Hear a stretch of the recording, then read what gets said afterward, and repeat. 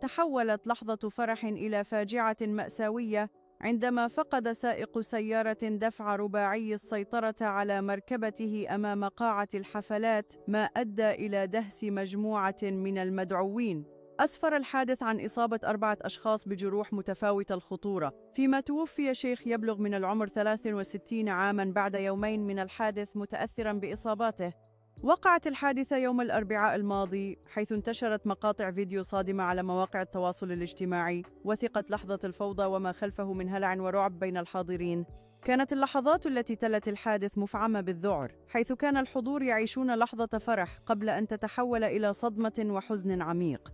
أثارت هذه الحادثة استياء واسعا لدى المواطنين الذين عبروا عن غضبهم من التهور والسلوكيات غير المسؤولة التي ترافق بعض الأعراس.